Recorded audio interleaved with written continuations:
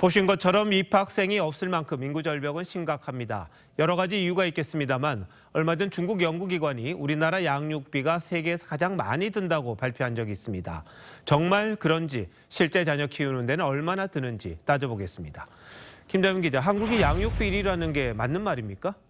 네, 중국의 한 인구 연구소가 발표한 보고서에 따르면 그렇습니다. 한국에서 자녀 한 명을 만 18세까지 키우는 데 드는 비용은 1인당 국내 총 생산의 7.79배입니다. 환산하면 약 3억 3,500만 원입니다. 일본하고 비교해도 한국의 양육비가 압도적입니다. 이 보고서를 발표한 중국은 1인당 GDP의 6.3배로 세계 2위였습니다. 그런데 이 중국 보고서는 믿을 만한 보고서입니까? 네, 그래서 좀 꼼꼼히 뜯어봤는데요. 이 중국 연구소가 참고한 한국 양육비 자료는 12년 전인 2012년에 한국의 보건사회연구원이 발표한 겁니다. 0세에서 21세까지 양육비를 조사한 것이어서 대학 졸업까지 드는 비용이 포함됐습니다. 그런데 중국은 2022년 자료를 썼습니다. 벌써 우리나라 자료와 10년 차이가 납니다. 게다가 중국은 18세까지의 양육비를 적용해서 우리나라의 21세까지의 계산한 자료와 다릅니다. 그래서 단순하게 비교할 수는 없다는 지적이 나옵니다. 비교 수치가 틀렸다 손 치더라도 근데 우리나라가 아이들 키우는 양육비 많이 드는 거는 사실이잖아요.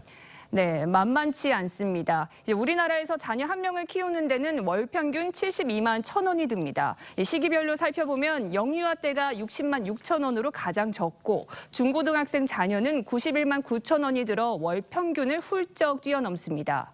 시기별 양육비 차이는 역시 사교육비 때문입니다.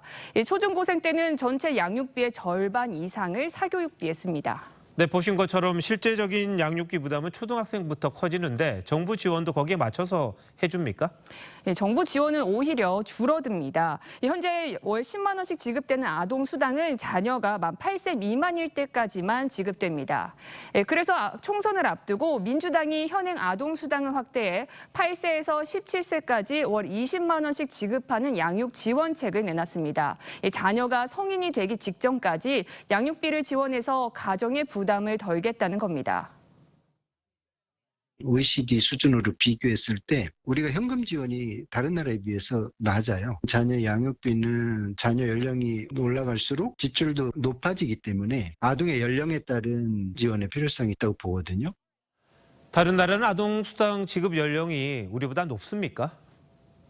네, 독일의 경우 18세까지 자녀 수에 따라 우리 돈 최대 36만 원을 아동 수당으로 지급하고 영국과 스웨덴, 캐나다 등도 자녀가 성인이 되기 전까지 아동 수당을 줍니다. 다만 일각에선 아동 수당 확대는 양육비 정책이 아니라 사교육비 지원이라며 부작용을 우려합니다. 영유아기에서조차도 교육비가 늘어나는 현상이 발견이 되거든요. 고학년까지 확장을 하면 그돈 그대로 사교육비에 쓰이는 게 예상되는 상황에서 지원을 확대하는 게 맞느냐에 대한 논란일 수 있을 것 같아요. 논란은 있겠습니다만 어쨌든 양육비 정책이라는 게 곧 저출산 대책일 텐데 정부가 모든 수단을 좀 강구해야 되지 않나 싶을 정도로 지금 심각한 상황인 것 같습니다. 김 기자, 잘 들었습니다.